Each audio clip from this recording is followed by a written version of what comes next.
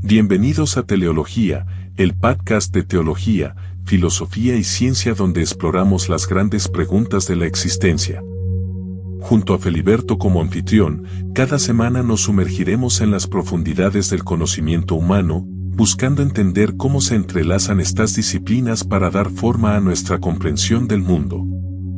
Desde los misterios de la fe hasta los límites de la razón y los descubrimientos más asombrosos del universo, este es el espacio para mentes curiosas que buscan respuestas más allá del horizonte. Así que ajusta tus auriculares, prepárate para el debate y la reflexión, porque estamos a punto de comenzar. Acompáñanos en este viaje por la teología, filosofía y ciencia. Bueno, comenzamos. Un saludo a todos. La gracia del Señor Jesucristo muere en la vida de cada persona que entra al estudio, que entra al video. Agradecido por cada persona que deja un like, que deja un comentario también.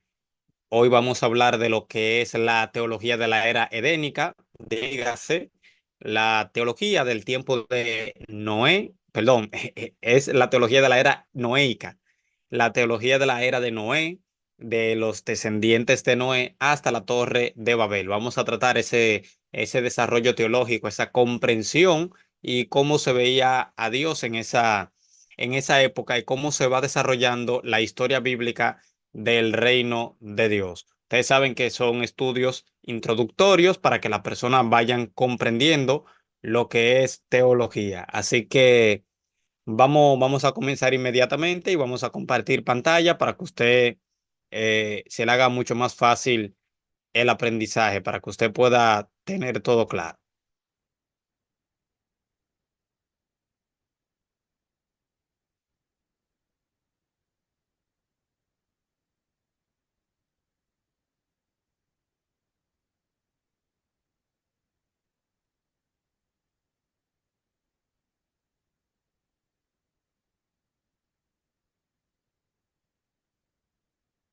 Ok. Entonces, vamos a hablar de la teología de la era edénica. Con lo primero que vamos a comenzar es con los cainitas y los setitas, que son las dos líneas a través de la cual se va dividiendo una línea que obedece a Dios y otra línea que va a estar en desobediencia a Dios. Los cainitas y los setitas. El periodo noético es testigo de la degradación y el deterioro de la raza humana. Esta era marca la división entre la línea piadosa de Set y la línea impía de Caín. Surgen de dos ramas distintas de la humanidad. Se podría caracterizar el periodo como una descripción del desarrollo natural de la raza humana, mientras la revelación, en lugar de tener algún carácter positivo en general, conlleva uno negativo.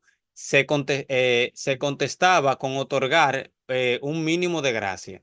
Se contentaba con otorgar un mínimo de gracia. La tendencia decadente del pecado en el periodo comienza con el asesinato de Abel a mano de Caín. Caín se ofendió cuando Dios reconoció la ofrenda de Abel, que le había llevado una ofrenda mejor porque la entregó por la fe. Es decir, lo hizo con devoción, lo hizo con entrega. Aunque ciertamente la Biblia no dice por qué Dios rechazó la de Caín. En verdad, leyendo uno puede sugerir algunas cosas sobre Caín y su corazón y su actitud, pero en sí, siendo honesto, no dice directamente algo vio Dios que ve lo que nosotros no vemos y la intención interna de cada uno, y por eso supo discernir quién verdaderamente lo estaba adorando. Fíjese que Dios lo rechaza o Dios no la recibe con todo el agrado del mundo, pero no lo castiga a Caín.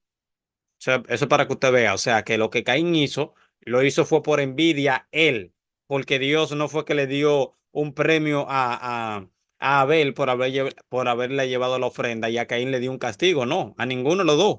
Simplemente recibió una con agrado y otra, de alguna forma que la Biblia no dice, Caín se dio cuenta de que Dios no le había agradado la ofrenda o la actitud con la cual llevó la ofrenda. Tiene que ver algo más con una actitud, por el hecho de que en el Nuevo Testamento usted sabe que En el Nuevo Testamento incluso te dice que si tú llevas una ofrenda al altar y tiene algo contra tu hermano, es decir, una situación interna con tu hermano, que vaya y te arregle y luego la traiga. A lo mejor había algún problemita, aunque eso no es algo para interpretar esta historia de Caín y Abel, pero más o menos una referencia uno va teniendo. Bueno.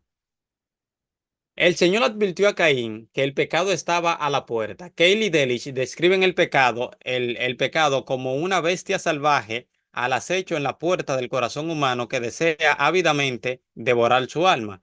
Caín mató a Abel en un acto premeditado y fue desterrado por el Señor. La tierra había recibido la sangre inocente de Abel, ahora se resistía a Caín con dificultades y trabajo duro, extraería el producto de la tierra.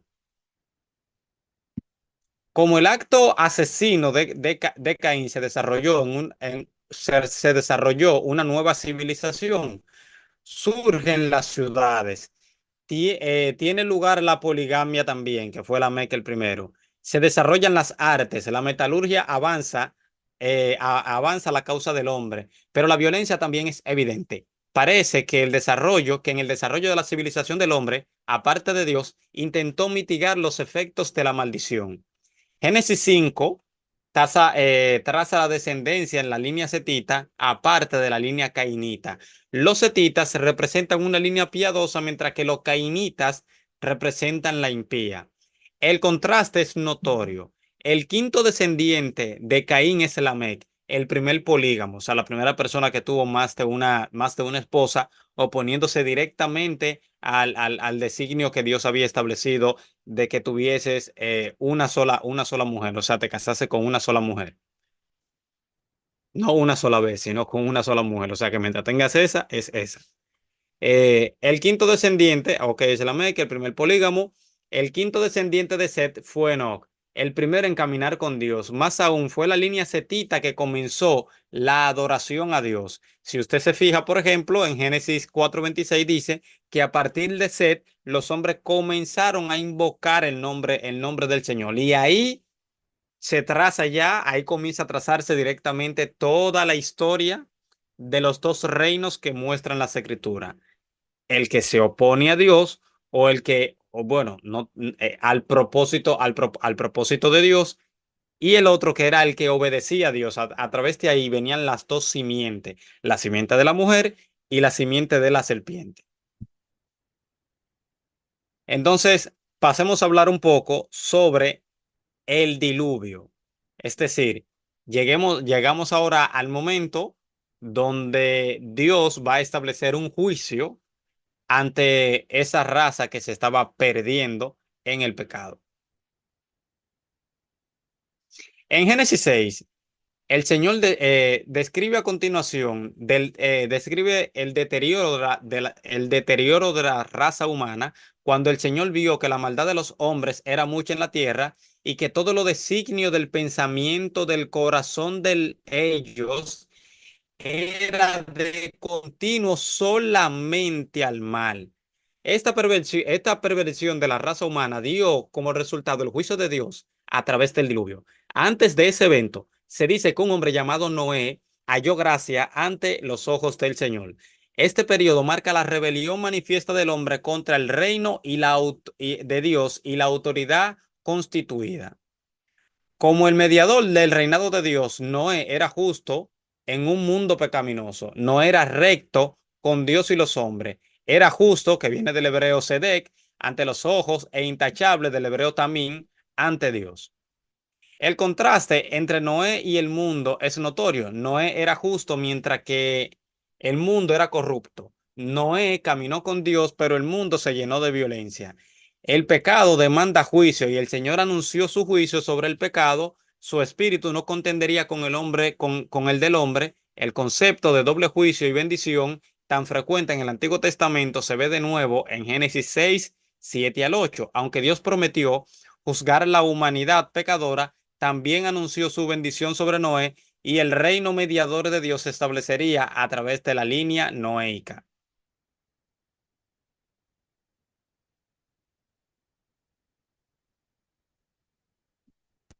aquí es necesario que nosotros hagamos par de aclarando. Mira, en primer lugar, el hecho de que Dios le haya puesto una marca a Caín para que nadie pudiese matar a Caín, suscita varias cosas. Una, de que ya la tierra, cuando ellos nacieron, estaba poblada. O sea, de que ya había más seres humanos caminando por la tierra. La Biblia no dice que Adán y Eva tuvieron en el huerto, ¿verdad?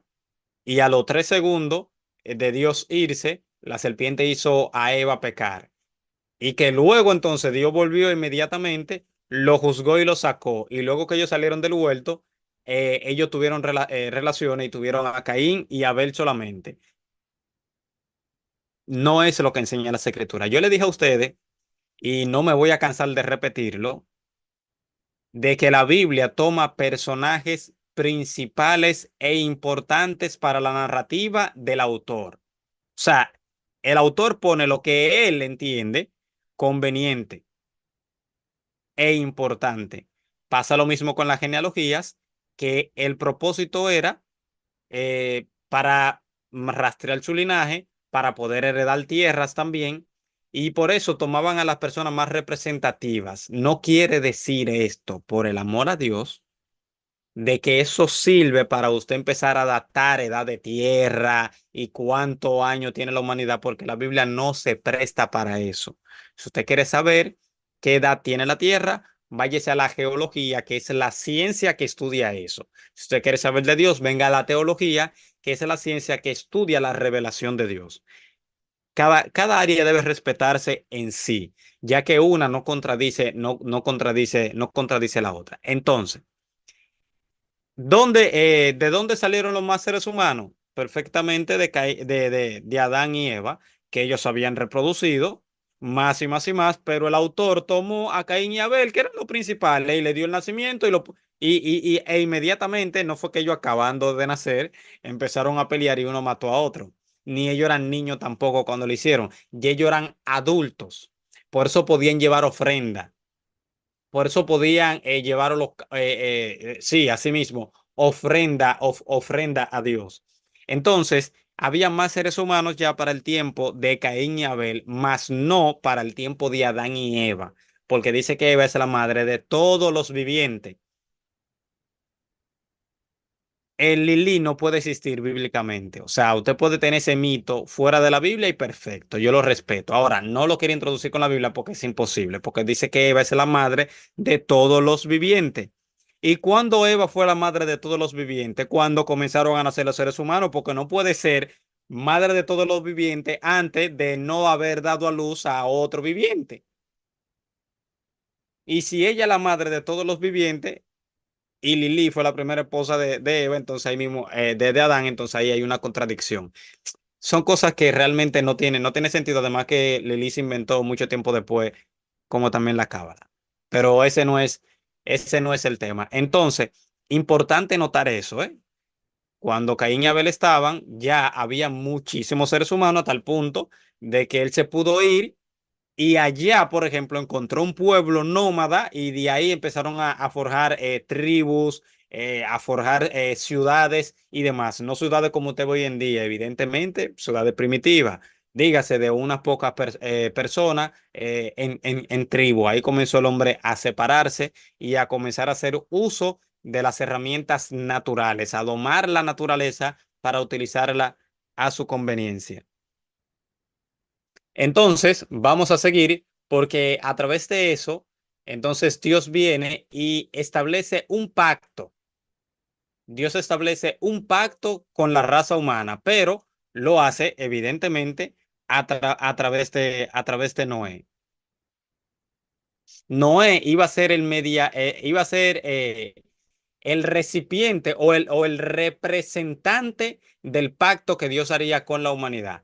El primer pacto, el primer acto de Noé, fíjate esto, después del diluvio, ¿verdad? El primer acto de Noé fue construir un altar y adorar a Dios, que lo enseña Génesis 8:20. Este es el primer relato del Antiguo Testamento que menciona la adoración a Dios mediante un sacrificio de sangre en el altar. Los holocaustos se revelarían después como ofrendas dedicatorias. Dígase, Noé probablemente, bueno, en la historia bíblica sí lo es, fue la primera persona que comenzó a utilizar sacrificios de animales para poder adorar a Dios. Feliberto, pero antes se hacían holocaustos, sí, pero se ofrendaban que niños y seres humanos. Eso era lo que se ofrendaba. Búsquese la historia de los mayas, de los aztecas, los cananeos también, cómo se adoraba al dios como Loki y a los otros. Era sacrificando seres humanos. Y aquí Noé, por ejemplo, hace una diferenciación, aunque evidentemente para el tiempo de Noé no estaban los cananeos, para no ser un hombre de paja, pero sí se adoraba sacrificando a otro ser humano. Y Noé fue el primero, por lo menos en el registro bíblico, que se muestra que utilizó un sacrificio de sangre animal en el altar. Y luego de ahí los holocaustos se revelarían después como ofrendas dedicatorias en Levítico 1 del uno al 7. Tras haber anunciado con anterioridad un pacto que Dios dijo en Génesis 6:18, Dios estableció con Noé. Dios lo estableció con Noé después del diluvio, en Génesis 9:9. El pacto noético establece el principio por medio de los cuales el hombre regirá sobre la creación de Dios en la tierra. Y hay varios puntos que Dios destaca de este pacto. Uno, Dios proveyó para la raza humana, Dios proveyó para que la raza humana siguiera existiendo, que es lo que enseña Génesis 9:1. Al hombre se le ordenó llenar la tierra porque la población se había reducido a solamente 8 personas. Si usted quiere un nombre técnico para esto, eso se llama cuello de botella. Cuello de botella es un término en genética de poblaciones, creo que se llama, o en paleoantropología, ahora olvido un poco, que enseña que la raza humana había sido reducida a su mínimo. Claro, cuando tú lo estudias, los cuellos de botella, nunca te dicen directamente que fueron 8 personas, pero sí te dicen que el Homo sapiens, o sea, la raza humana, nosotros, sí en un momento nos reducimos bastante. Ellos lo muestran por causas naturales, que quizás no sean directamente así como lo muestra la Biblia, pero la Biblia te da un hecho de por qué la raza humana en un tiempo determinado, dígase el Homo sapiens, pudo haberse reducido hasta lo mínimo. Bien, ok. Ya no está presente el mandato de juzgar la tierra. Tal cosa se perdió por el pecado. Fíjate que ya eso no aparece, el de sojuzgar la tierra, porque eso ya se había perdido con Adán. Ya era Satanás, lamentablemente Satanás es el rey de este mundo, así nos enseña la Biblia, y el Dios de este siglo también. Los animales empezaron a temer al hombre. Dios le puso ese instinto de advertencia sobre esta especie, dígase, sobre el ser humano, para así cuidarse de ello. Fíjate que la mayoría de los animales tienen como cierta, los salvajes, tienen como cierta prevención con nosotros, aunque hay que decirlo que los animales del huerto, esas bestias que estaban en el huerto eran animales domesticables, eran animales de campo. La Biblia no enseña de que eran depredadores que estaban ahí. Ya yo he explicado eso en otras ocasiones para no enredarlo con eso. Como quiera, si tiene preguntas sobre eso, no temen dejármela y yo con todo el gusto del mundo se le estaría respondiendo para aclarar más. Cuando usted vea que yo diga algo y no lo desarrolle, usted tiene toda la facultad, tiene toda la potestad de hacerme la pregunta y así en la sesión de pregunta y respuesta, al final del video, yo se lo estaría desarrollando un poco más. ¿Por qué lo hago? Es para no perder el hilo de la clase enredándome con otros temas. Pero Dios puso ese instinto en los animales para que tuviese cuidado del hombre. Entonces, la provisión de Dios para sostener la vida humana también, y desde aquí comenzaron a ver, desde aquí se empezó a ver el mandato, o sea, a partir de Génesis 9, del 3 al 4 se comenzó a ver ese mandato explícito de Dios de que el hombre utilizara los animales para comer. O sea, esa es la primera vez que se menciona directamente eso. Eso no quiere decir, por ejemplo, que anterior a eso el hombre no podía comer animales. No, pero por lo menos la línea Adán cuando estaba en el huerto es evidente que comía de los frutos de ahí que eran de provisión necesaria y suficiente para el hombre sostenerse. Luego ya que el pecado comienza en gran manera, comienza la perversión en gran manera y Dios trae el diluvio, entonces el diluvio acaba con la mayoría bueno, sí, con la mayoría porque solamente quedaron 8 de la raza, de la raza humana, de la especie humana, entonces ya Dios vuelve nuevamente y le quita algunos privilegios al hombre, como el de sojuzgar la tierra, pero le da otras cosas que no estaban explícitas, como el hecho de comer animales. Ok. La provisión para proteger la vida humana. Como administrador del reino de Dios, Noé debía de guardar la santidad de la vida humana. Dios puso valor en la vida humana hasta el punto de que matar a otro hombre tendría hasta el punto que el que matara a otro hombre tendría incluso que perder su propia vida. Este es un justificante que hay en la Biblia para la pena de muerte mediante el gobierno humano. Aclaro, no venganza personal. Dios estableció con esto un sistema de gobierno de una pena capital al hombre cuando el hombre mataría a otro. Por eso es que usted ve que, pero la Biblia dice no matará, pero sin embargo al que pecan, el pueblo de Israel lo mataba. Dios se contradice. No. Usted no podía tomar venganza personal. Usted no podía, una persona que matara a otro, usted ir en venganza y en cizaña y matarlo. Usted tenía que juzgarlo, que se establece a partir de aquí, de ese versículo. Usted podía juzgarlo y si había matado a otro, como tiene la imagen de Dios y matar al ser humano, es destruir la imagen y la semejanza de Dios en esa persona. Dios eso lo establecía con la muerte. El gobierno humano, las leyes de tu país pueden, mediante una persona que le quite la vida a otro, puede por la atrocidad del hecho perfectamente y no peca, justamente si lo juzga y le quita la vida. Si lo hace con justo juicio, ¿eh? Eso la Biblia lo permite porque Dios delegó esa autoridad al gobierno humano y vino a través primero de Noé. Luego ya cuando Israel se institucionaliza, pues bueno, ya se ve más formal y tú ves que al que comete cierto tipo de pecado se le paga con eso, con la muerte. Ok. Entonces, bueno, y también ese es un punto también sumamente importante que también la dignidad de la vida y la libertad del ser humano también están en la Constitución de los Estados Unidos. Y dice la Constitución de los Estados Unidos que eso es porque el hombre es hecho a la imagen y semejanza de Dios. Dice la ley de Estados Unidos. Dice eso. Si usted quiere lo puede leer más para adelante. O sea que para que usted vea que esas son cosas que se extraen de la Biblia directamente.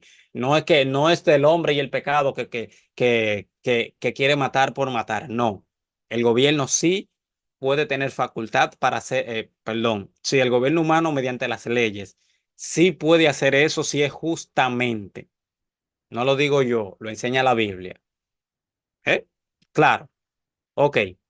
Entonces, tal enseñanza es consecuente tanto en el Antiguo como en el Nuevo Testamento, como ya yo le he ido diciendo. No se podría ejercer la venganza personalmente como como un vengador de sangre, sino a través de la autoridad gubernamental constituida. Y número 5, que es parte del pacto, Dios prometió no volver a enviar diluvio que destruyera a toda la humanidad. Usted sabe, por ejemplo, que el diluvio. Acuérdese de eso siempre. El diluvio fue por el pecado del hombre. Y donde habitaba el hombre fue que sucedió el diluvio. Donde habitaba el hombre. Vamos a ver si lo puedo encontrar aquí de rápido. Esto no estaba en el estudio, pero vamos a mostrarle un ejemplo. Porque la Biblia tiene que tener una armonía temática y también tenemos que ver el uso que le da el Nuevo Testamento al Antiguo Testamento y cómo los autores de la Biblia lo entendieron. No Félix, porque Félix no sabe de eso. Lo que saben son los autores de la Biblia inspirados por el Espíritu Santo. Si te parece bien esa explicación, entonces vamos aquí. Ok.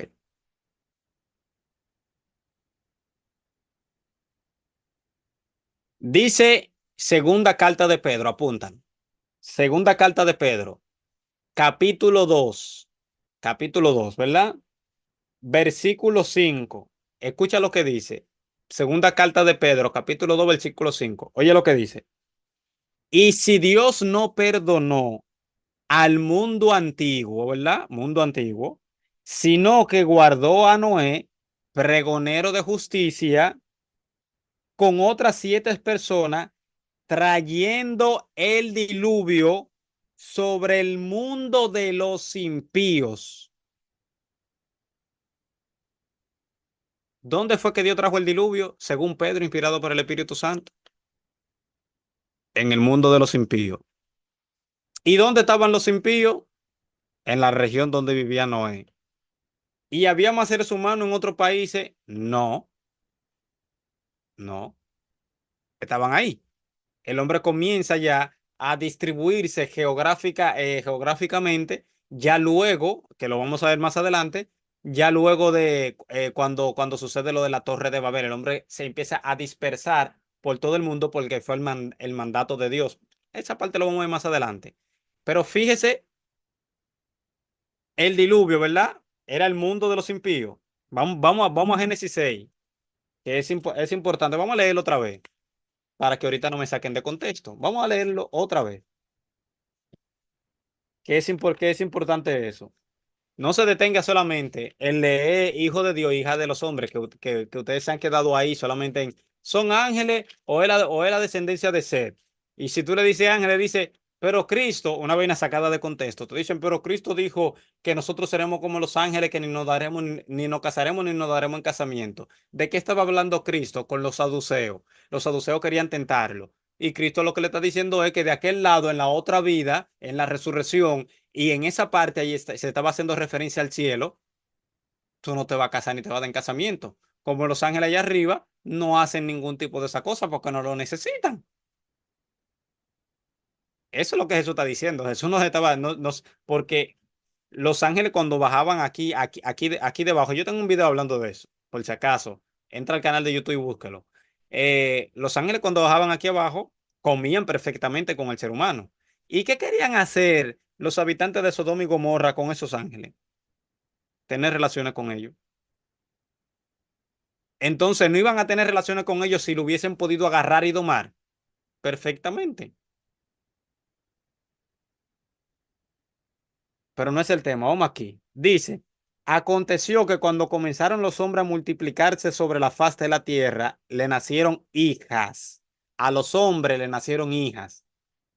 Que viendo los hijos de Dios, lo ven Elohim, que las hijas de los hombres eran hermosas, tomaron para sí mujeres, escogiendo entre todas.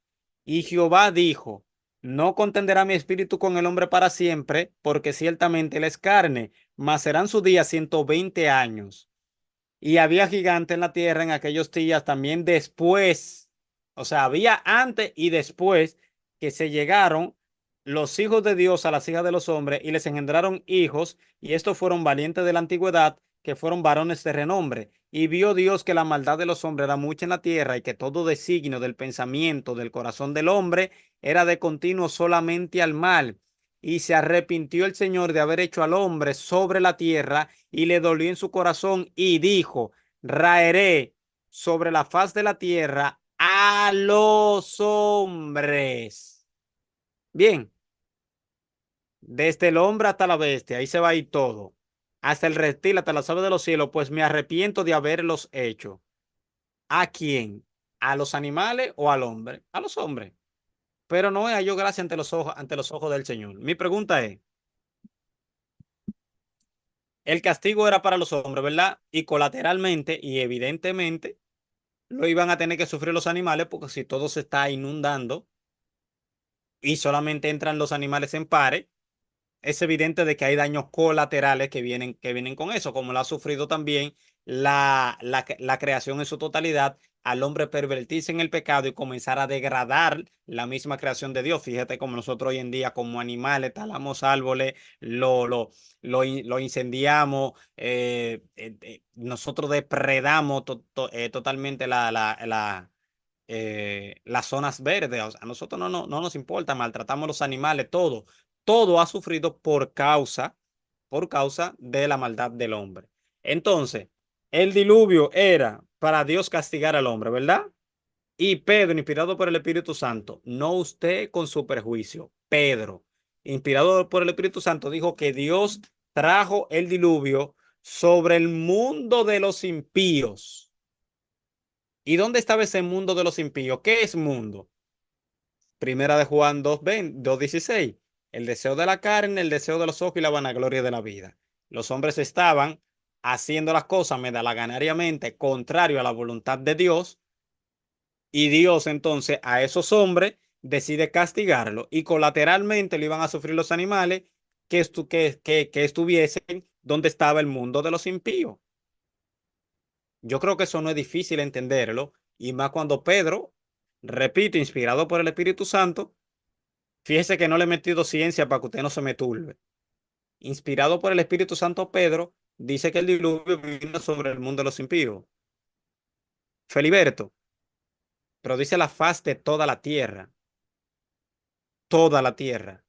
y todo aliento. No se supone que se está refiriendo a todo el globo. Entonces aquí es que viene la semántica y aquí es que viene contextualizar la Biblia. Usted tiene, para saber el significado de la Biblia, entender las cosas no como usted hoy en día le entiende, sino como le entendió al que se le dijo y al que y al que y al que se le escribió. Mi pregunta es,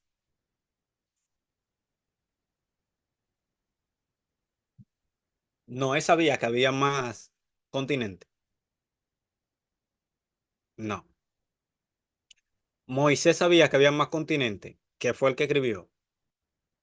No. ¿Israel sabía que había más continentes? No, no lo sabían.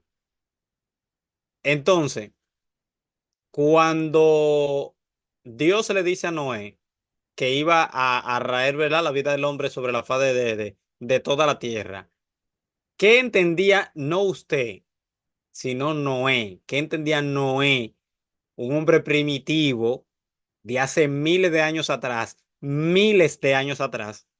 ¿Qué entendía cuando Dios le decía faz de toda la tierra?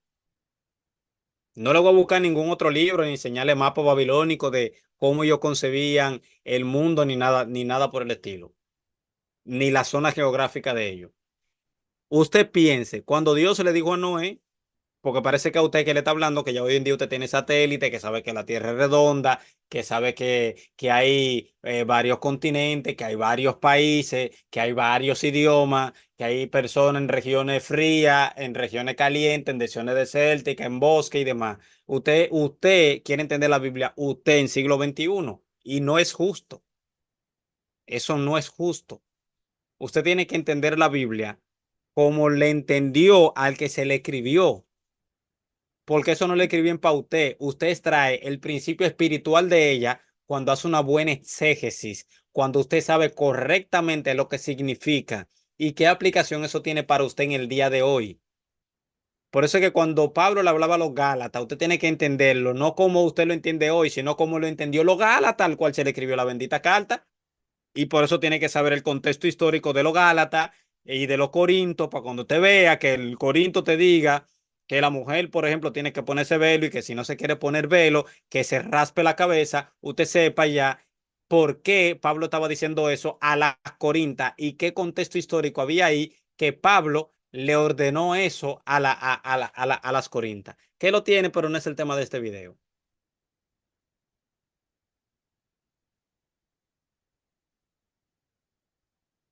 Dice Logos, aquí hace una pregunta y dice, hola, una pregunta. ¿Los manuscritos del Mar Muerto dieron alguna luz diferente al texto masorético?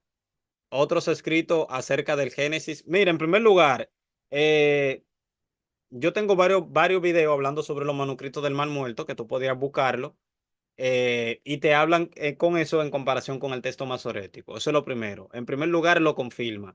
Y el texto masorético en muchas partes es mucho más fiel, e incluso en Isaías, es mucho más fiel que los manuscritos del Mar Muerto, a pesar de que los manuscritos del Mar Muerto son 1000 años, 1100 años más antiguos. Y sí, son 40.000 fragmentos y manuscritos, y hay libros que son apócrifos, como el libro de los jubileos y otros más libros y comentarios a libros de la Biblia. Y estaban todos los libros del Antiguo Testamento, excepto el libro de Esther, o por lo menos el libro de Esther no ha aparecido en ninguna copia, a lo mejor se dañó, o a lo mejor ellos nunca lo tuvieron. Ellos sabrán por qué sí o por qué no, pero realmente no se encontró el libro de Esther. Es el único que no se ha encontrado en los manuscritos del Mar Muerto. Ok. Noé fue el mediador del pacto de Dios con toda la humanidad. También es un pacto incondicional en cuanto que no hay condiciones ligadas al pacto. Dios señaló que era algo que él haría. Eso fue lo que Dios dijo, que él haría el pacto, que él haría las cosas. Son pactos incondicionales que no dependen del hombre. Bien, como el nuevo pacto también. Ahora vamos a hablar un poco sobre la bendición de Set, de Sem, que es uno de los hijos de Noé. Vamos adelante.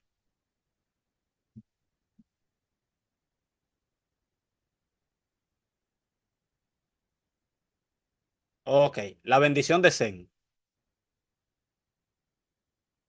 Aunque la humanidad solo estaba compuesta por 8 personas, que técnicamente eso se llama cuello de botella, para que tenga un nombre más técnico cuando quiera hablar con ateos y demás, para que se puedan entender en el lenguaje lo que están hablando. Señaló que una vez más bendeciría la raza humana. Tal como antes había anunciado la bendición mediante la simiente de la mujer, ahora anunciaba la bendición futura a través de la línea de Sem, con lo cual estrechaba la línea de mediadores. La declaración, bendito sea el Señor, sugiere que la fe verdadera se preservaría entre los descendientes de Sem. Más aún, la declaración revela que los descendientes de Sem están en relación con el Señor.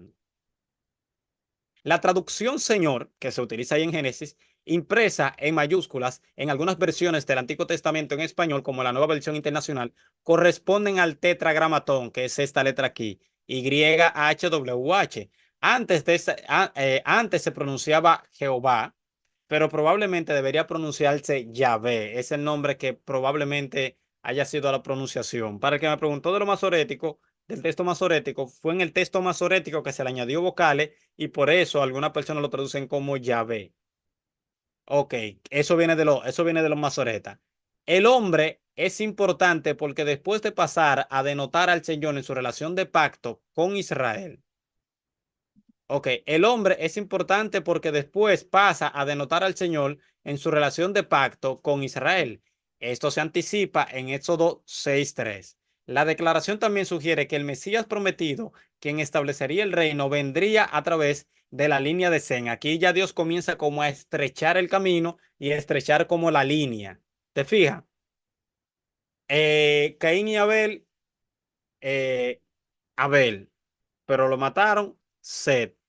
Bueno, de todos los descendientes de Set, Noé. De todos los descendientes de Noé, Sem. Y así es que se va trazando la historia. Cada vez más estrechando más. De los 12 hijos de los 13 hijos de Jacob, Judá. Bien, los descendientes de Sem se pueden trazar hasta la historia de Israel. Arfaxad es el antepasado de los hebreos y Eber, al parecer, es la fuente del nombre hebreo e identifica a Abraham como uno de sus descendientes en Génesis 14:3. A los descendientes de Jafet se le prometió la bendición. El nombre Jafet quiere decir ser ancho. lo cual sugiere una expansión sobre un área amplia. En la bendición de Jafet se usa el nombre Elohim. El nombre sugiere a Dios como el creador y gobernador del mundo porque espera principalmente las bendiciones, porque respeta principalmente a las bendiciones terrenales, no las espirituales, aunque Jafet también sería partícipe de tales bendiciones. Aunque Dios había juzgado al mundo depravado mediante el diluvio, se anuncia la bendición futura de todos los pueblos. Tal bendición se originaría a través del Dios del pacto, Yahvé, con el pueblo de su pacto, los descendientes de Sem. Ahora Dios revela que Él administrará el programa de su reino a través de la línea semita y en el futuro a través de los hebreos. Que por cierto, ese es el nombre correcto, no judíos, sino los hebreos, porque judíos son solamente los que son de la tribu de Judá, única y exclusivamente. Entonces hablemos aquí, la última parte, sobre la torre de Babel. Bien, las personas encontraron llanura para asentarse en la tierra de Sinar. Decidieron construir allí, que a usted se le olvide, es una ciudad que ellos iban a construir y una torre cuya cúspide llega al cielo. Las torres que ellos iban a hacer, eso es lo que se llama sigurats. Los sigurats eran unos templos que se utilizaban para adorar, creo que era a la diosa Astoret. Creo que era la diosa Astoret. Bien, algunos creen, como le dije, que se trataba de Sigura, cuando el Señor vio a la que las personas en lo que las personas hacían, confundió su lengua para evitar que siguieran con su construcción. La terminología para descubrir la acción de Dios es esclarecedora. Son evidentes la trascendencia e inmanencia de Dios que enseña Génesis 11:7. Quien estaba distante desciende para ver qué estaba haciendo la humanidad. La Trinidad también se insinúa en el plural de la declaración, descendamos y confundamos. No es la primera vez que se usa el plural, pero quise como destacarlo aquí. Entonces, es importante esto. ¿Por qué si ellos van a hacer una ciudad y una torre para adorar a una diosa? Dios interviene. Porque lo que pasa es, no era tanto que ellos adorasen a otro Dios porque habían dos líneas. Había una línea que obedecía a Dios y otra que no. Y a esa Dios se la dejó a sus anchas en sus delitos y pecados. Pero pregúntese por qué Dios interviene e impide que se cree la ciudad y la torre. Porque al hombre se le había dicho que se propagase por la tierra y la poblara. Y el hombre lo que hace es que mejor, al contrario, se reúne y dice, no, no, no, vamos a quedarnos aquí, vamos a hacer un nombre, vamos a hacer una ciudad, por si fuésemos esparcidos por toda la tierra, nos tengamos un nombre aquí. O sea, yo tan contrario a la voluntad de Dios y por eso es que Dios dice, no, espérate, esto no tengo por qué tolerar esto. Y Dios viene y comienza a cambiarle los idiomas, que este no es el inicio, para que usted sepa, del lenguaje humano como tal. Tampoco es el inicio de los primeros idiomas humanos, ¿eh? Porque anterior a eso, Abraham, perdón, anterior a eso, es evidente que Noé, aunque la Biblia no lo dice, tendría que hablar algún tipo de lenguaje, un lenguaje semita, no se sabe. Dios lo que hace es una confusión y le da diversidad a esa protolengua que había, a esa lengua madre que había, y entonces a través de ahí surgen nuevos dialectos como tal.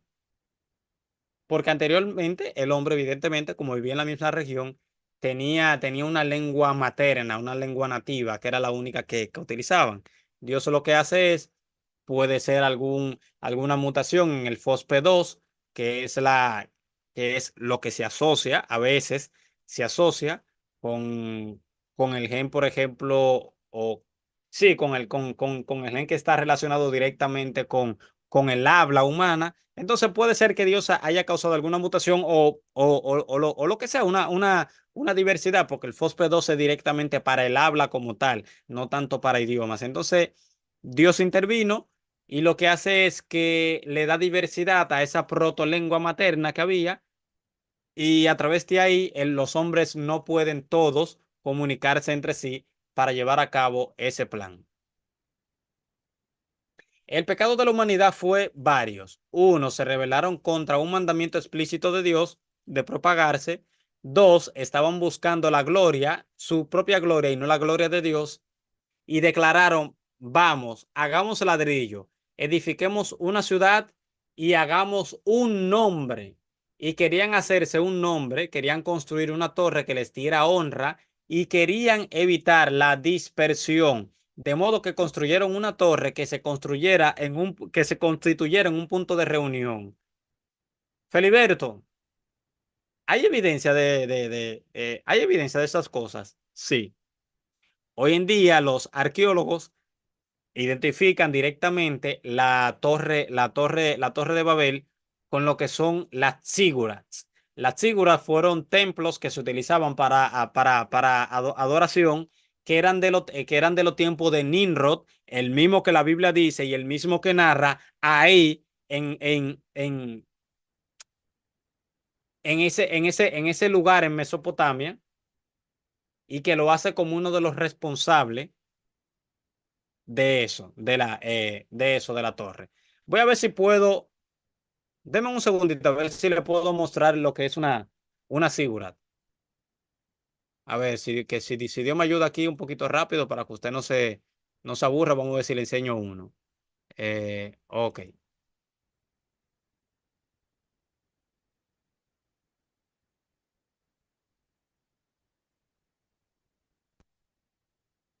deme un segundito que ya lo busqué para mostrarle lo que es la zigurat.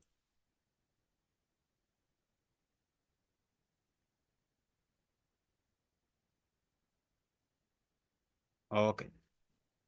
Pasa que lo estoy buscando y no es que está a simple vista, no lo tenía previsto, pero para que usted más o menos tenga como una referencia de a qué es a lo que se le llama sigurats y así usted pueda más o menos entender. A ver si lo busco aquí.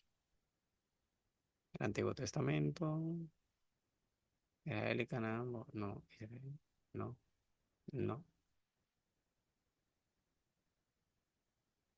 Ok, creo que aquí tiene que estar. Vamos a ver.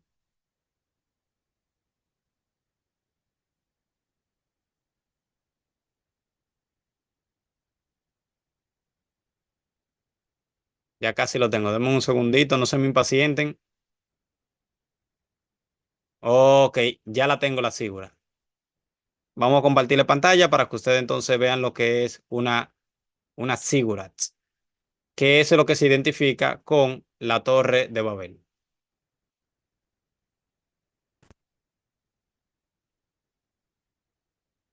Si es posible, díganme si pueden verlo ahí. Se ve perfecto, se ve bien. Confírmame si se ve bien.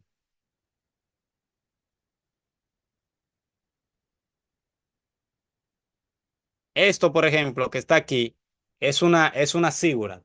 Y eso se ha encontrado en Mesopotamia, en la misma región donde los hombres comenzaron, por ejemplo, a construir una ciudad y torre. Esta no es la única que hay. Hay varias, porque eran templos que se utilizaban para adorar, si mal no recuerdo, y repito nuevamente, y si me equivoco en otro estudio, me voy a retractar, pero creo que esa es la diosa Astoret.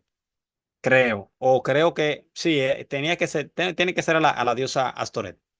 Entonces, eso que usted está viendo ahí, eso es lo que se le llama tsíguras, y eso era lo que los hombres estaban construyendo como una torre para ellos adorar al Señor. Si usted se pregunta si era que ellos no podían en aquel tiempo tener ese tipo de tecnología, yo les recomiendo, yo creo que lo he explicado en otro lado, el hecho, por ejemplo, de que esa tecnología se ha probado por científicos de materiales. Lynn Hoods, Sí, Lynn Hoods probó la misma descripción que dice la Biblia para poder ver si realmente era resistente y si realmente se podría construir una torre con esos materiales que la Biblia dice que ellos cosieron, que ellos cosieron la tierra, creo que es que dicen explícitamente. ¿Qué pasa entonces? Que también Nat Geo, en español, usted lo puede buscar, un artículo que tiene Nat Geo, que te habla también de eso e identifica la Torre de Babel con los zigurats. Entonces, el profesor de la ciencia de los materiales en el Instituto Tecnológico de Massachusetts, se llamó Lynn W. Hobbs, él realizó un experimento construyendo ladrillos como lo narra la Biblia en Génesis 11, o sea, así mismo como lo dice la Biblia. Él agarró y tomó esa tecnología que ellos utilizaban, esa descripción, y con la tecnología de hoy en día, él comenzó a replicarlo a sí mismo, tal y como dice la Biblia. Él midió el peso para ver cuánto ladrillo podría soportar y lo prensó en una máquina que ejercía fuerza hasta romperlo. O sea, él agarró y así como dice la Biblia, que ellos cosieron el barro y demás, él hizo lo mismo, crea el ladrillo, luego lo pone al sol para que se seque en caliente, luego le midió el peso en una máquina para ver cuánto pesaba y luego entonces comenzó sobre ese peso con una máquina prensada a multiplicar ese peso, a ver cuántos ladrillos podría soportar un solo ladrillo de eso que ellos construyeron. El resultado, por ejemplo, del peso, fueron 363 kilogramos sobre 13 centímetros cuadrados. Ese es el peso que se puede soportar un solo ladrillo en vertical. O sea, un solo ladrillo en vertical de eso de eso que tenían los que construyeron la torre de Babel era 363 gramos sobre 13 centímetros cuadrados, que es el peso que podrían soportar, ¿verdad? Es decir, 1814 kilogramos. Cada ladrillo pesa 45 gramos, no, perdón, 450 gramos, y así se puede apilar 4000 ladrillos sobre un solo ladrillo. 4000 ladrillos. Si los constructores de la Torre de Babel lo hicieron de 17 centímetros de alto y eso lo que te da son 152 metros, el cual es tan alto como el monumento a Washington. ¿Usted entendió eso que yo dije o usted necesita que yo se lo repita? Dígame si yo tengo que repetírselo porque yo con todo el gusto y el amor del mundo, se lo repetiría, ¿eh? No tengo problema con eso. El interés es que usted pueda aprender. Escuche nuevamente. Lynn W. Hobbs, de la Universidad Tecnológica,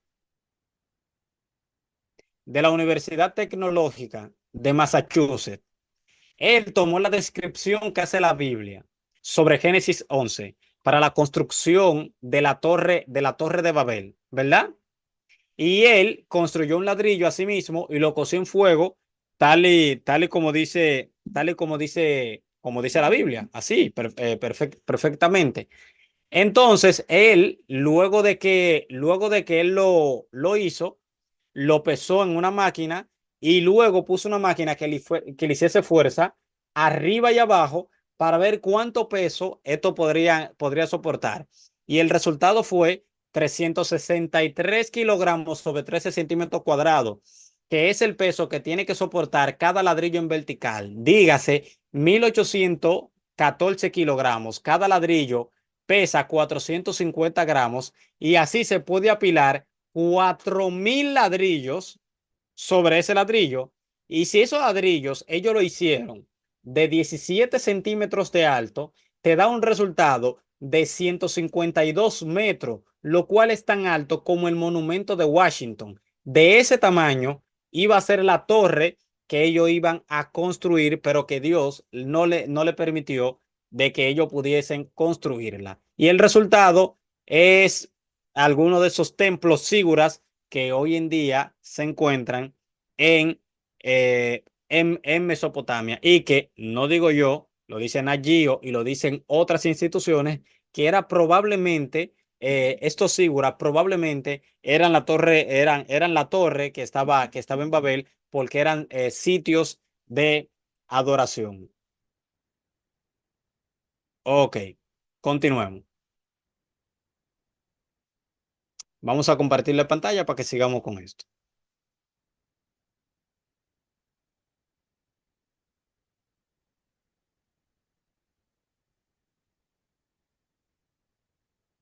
Entonces, en resumen, sobre el estudio, Dios reveló, Dios se reveló a las personas durante el periodo noético. Uno, Él es un Dios justo, demanda obediencia en su mandamiento. Dos, Él pasa por alto el pecado. Él no pasa por alto el pecado, Él juzga el pecado. Y tres, Dios es trascendente e inmanente. El Dios que es absolutamente otro, también es el Dios que se relaciona con la humanidad, es el Dios de pacto, es el Yahvé, es el Eterno, Hashem, el tetragramatón, como usted lo entienda, como sea de su preferencia, no pelee por eso. Dios recibe adoración de su pueblo. La primera mención de adoración como un sacrificio de sangre se menciona en esta era. Fíjese, por eso que te digo que esto es la teología de la teología bíblica y que vamos a ir viendo a través de la era el desarrollo teológico, cómo va creciendo la comprensión de Dios entre los seres humanos y cómo se va revelando. Dios es soberano y su voluntad se cumplirá. Y seis, Dios bendecirá al pueblo hebreo y finalmente a todas las naciones de la tierra a través de Zen, la línea mesiánica. El reino se anticipó a través de Zen. Entonces, vamos aquí y dejen las preguntas. Yo voy a estar aquí por lo menos 30 minutos respondiendo a las preguntas que ustedes tengan. Así que hagan la pregunta para comenzar a responderla. ¿Qué le pareció la clase? Si dije algo que está fuera de contexto, si hay algo que no entendió, si hay algo que usted quiere que yo profundice, pues con todo el gusto del mundo lo estaría haciendo. Anunciar también de que si usted puede, tenga una suscripción especial porque ahí se van a dar unas clases de mayor profundidad, de un nivel más académico y mejor elaborado de lo que se está dando aquí, porque esto es más básico para la que las personas tengan por lo menos los primeros cimientos, aunque los rellenos de comentarios que podrían ser de valor y de edificación como quiera. Así que hagan su pregunta.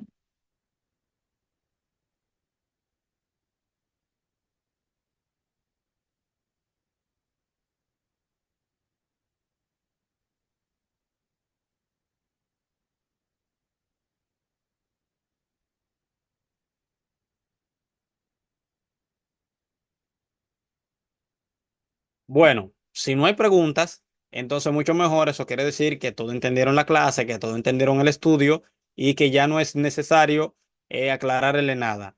Le agradezco a todos los que se estuvieron conectando en la clase. Usted le puede dejar un me gusta, usted puede compartir el video y seguimos en el siguiente día para seguir ir viendo esa teología del Antiguo Testamento y ese desarrollo y esa comprensión teológica, cómo va creciendo a medida que van pasando las eras y que el hombre va adquiriendo más conocimiento y experiencia con Dios.